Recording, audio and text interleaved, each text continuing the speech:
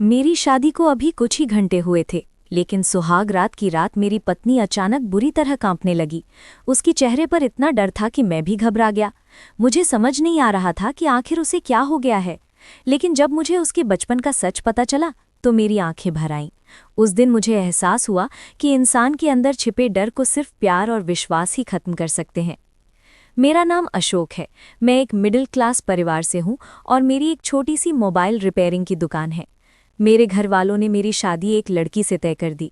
लड़की हमारे दादा के पास के गांव की थी। लड़की के माता पिता नहीं थे, उसे उसके मामा और मामी ने पालकर बड़ा किया था। घर वालों को लड़की पसंद आ गई थी। मैंने शुरुआत में टालने की कोशिश की। मुझे इस बात से थोड़ा ऐतराज़ था कि लड़की गांव की है, लेकिन मेरे घर वालों की आगे मेरी नहीं चली। मेरी शादी उसी से होना तय हो गई। शादी तय होने पर जब मैंने उससे बात की तो मुझे उसका स्वभाव पता चला। वो बहुत कम बोलती थी। जितना मैं पूछता बस हाँ या ना में ही जवाब देती। मैंने कई बार पूछा कि तुम इतना ही बोलती हो या मेरे सामने शर्मा रही हो। फिर उसकी तरफ से वही चुप्पी होती। उसके मामा और मामी भी कहते हैं कि हमारी लड़की बहुत सीधी और कम बोलती है। मुझे भी उसकी ये बात धीरे धीरे पसंद आने लगी। हमारी शादी करवा दी गई। शादी अच्छे से हो गई थी। शादी के बाद सुहागरात का समय आ गया। मैं अब अपने जीवन की एक नई शुरुआत करने जा रहा था, जिसके लिए मेरे मन में कई विचार थे। इतने दिनों तक बात करने पर मैं उसका स्वभाव समझ गया था, इसलिए मैं जानता था कि मुझे क्या करना है। मैंने उससे पहले बातें की।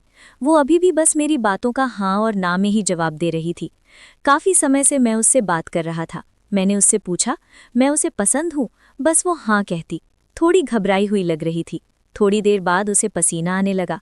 मैंने कहा, क्या हुआ, तुम ठीक तो हो? वो बोली, कुछ नहीं, थोड़ी घबराहट हो रही है। मैंने उसे कहा कि तुम आराम करो, बहुत थक गई होगी। शादी की दौड़ भाग में ठीक से नींद पूरी नहीं हो पाती है, इस कारण थकावट से ऐसा हो रहा होगा, मैंने सोचा। मैंने उसे ये कहकर कमरे की बत्ती बुझा दी और मैं भी बिस्तर पर लेट गया। मैंने उसका हाथ पकड़ा। वो घबराहट के मारे कांपने लगी थी और पसीना तेज हो गया था। वो उठकर बिस्तर पर बैठ गई। मैंने कमरे की बत्ती ऑन की। उसकी हालत खराब थी। मैंने पूछा, क्या हुआ, कुछ दवाई लेकर आना है? उसकी इस तरह से बर्ताव करने पर मैं भी थोड़ा डर गया था।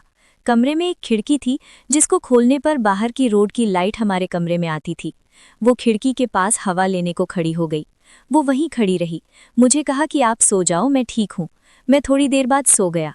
सुबह जब मैं उठा तो वो कमरे में नहीं थी। वो घर का काम कर रही थी। उसकी तबीयत अब अच्छी ही लग रही थी, इसलिए मैंने फिर रात का जिक्र नहीं किया। अगली रात फिर मैं कमरे में गया तो उसने पहले ही खिड़की को खोल रखा था। मैंने उससे पूछा, अब ठीक हो? उसने सिर्फ सर हिलाकर जवाब दिया। कमरे में आते ही उसका चेहरा बदलने लगता था। एक अजीब सी घबराहट उसके चेहरे पर आ जाती थी। उससे कुछ पूछता, वो कहीं और ही देखती, कुछ ही सोचती रहती। उस रात भी मैंने कहा कि तुम्हारी तबीयत ठीक नहीं लग रही है, तुम आराम करो। मैंने फिर कमरे की बत्ती बुझाई और बेड की ओर आया तो उसने खिड़की खोल ली और उसके पास खड़ी हो गई। मैंने अब उसे कुछ नहीं कहा। मैं अपने बेड पर सो गया। मुझे अब लगने लगा कि सब कुछ ठीक नहीं है, कुछ बात है जो ये छिपा रही है। रात में घबराने वाली लड़की सुबह ठीक लगती थी। सुबह उसके चेहरे पर कोई घबराहट नहीं होती। शाम को 8 बजे मैं खाना खा रहा था। अंधेरा हो गया था। मम्मी ने उससे कहा कि छत पर से कपड़े लाना भूल गई, तू ले आ। वो कपड़े लाने सीढ़ियों से छत पर गई, लेकिन करीब आधा घंटा हो गया था और वो नीचे नहीं आई। मम्मी ने नीचे से आवाज़ भी लगाई, लेकिन वो नहीं आई। मेरे खाने के बाद मम्मी ने मुझे कहा कि जा तू देख कर आ। मैं सीढ़ियों पर गया तो वो सीढ़ियों पर ही बैठी थी और उसके चेहरे पर वही घबराहट। मैंने सीढ़ियों की लाइट ऑन की। लाइट ऑन होते ही जैसे वो नींद से जग गई हो। मैंने उससे पूछा कि तुम यहाँ क्यों बैठी हो? वो कुछ नहीं बोल पाई। उसके माथे पर रात जैसा ही पसीना था। वो वहाँ से चली। अब मैं समझ गया था कि बात क्या है, लेकिन उसकी वजह मुझे नहीं मालूम थी। उस रात मैं कमरे में गया और जाते ही मैंने सबसे पहले अपने कमरे की खिड़की को बंद किया। वो वहीं कमरे में थी, रोज की तरह घबराई सी, पर आज मैंने कुछ और ही सोच रखा था। थोड़ी देर बाद मैंने कमरे की बत्ती बंद की और मैं बत्ती बंद करके उसके पास गया। मैंने जैसे ही उसे हाथ लगाया, वो थोड़ा कांप रही थी। रोज की तरह पसीना छूटने लगा। अब मैंने उसका हाथ और जोर से पकड़ा, लेकिन उसका कांपना और पसीना बहना चलता रहा। तब मैंने उससे कहा कि क्या हुआ, तुम ठीक हो?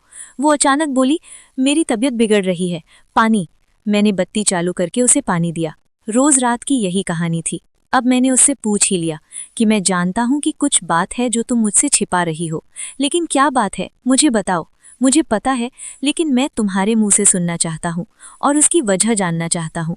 वो पहले ही कम बोलती थी, ऊपर से डरी हुई थी, तो वैसे ही उसकी आवाज़ नहीं निकलती थी। मैंने उससे प्यार से पूछा, क्या कुछ हुआ है? कुछ ऐसी बात है जो बता नहीं सकती? वो चुप रही। मैंने गुस्से में कहा कि ठीक है, कल तुम्हारे मामा से बात करता हूँ। मामा का नाम लेते ही वो घबरा गई और बोली, नहीं, मामा जी से मत पूछना। तब उसने बचपन की एक ऐसी घटना के बारे में बताया जो इन सब बातों की जड़ थी। उसने कहा कि मैं मेरे मामा के यहाँ पली बड़ी हूँ। मेरा भाई और हम एक दिन बचपन में खेल रहे थे और खेल के वक्त मैं हमारे घर में कबाट में छिप गई। मेरे भाई और मामी को ये पता नहीं था। उसी समय जब भाई बाहर दौड़ा मुझे ढूंढने के लिए, तो वो गिर गया। मामी उसे लेकर पास के अस्पताल गई। उसका पैर टूट गया था। उसकी पहले वो पैसे लेने अंदर आई तो कबाट का दरवाज़ा बाहर से लगा गई। मैंने तब भी कुछ नहीं कहा, मैं छिपी रही। बाहर क्या हुआ था इसका मुझे पता नहीं था। थोड़ी देर बाद जब मुझे घबराहट हुई तो मैंने बाहर आना चाहा, लेकिन दरवाज़ा बाहर से बंद था। मैंने बहुत कोशिश की, चिल्लाई, लेकिन घर में कोई था ही नहीं। मैं बहुत डर गई। उन्हें आने में करीब 3 घंटे लग गए। मैं उस कबाट में 3 घंटे बंद थी। उसके बाद उनके आने के बाद भी मैं उन्हें नहीं दिखी तो मामी मुझे ढूंढने लगी। अब मैं अंदर पसीने और घबराहट के मारे बेहाल थी। मामी की आवाज़ पर मैं फिर से जोर से दरवाज़ा बजाने लगी तो मामी ने मुझे बाहर निकाला। मैं जब बाहर निकली तो कांप रही थी। मुझे लगने लगा था कि मैं उस कबाट से बाहर आऊंगी या नहीं।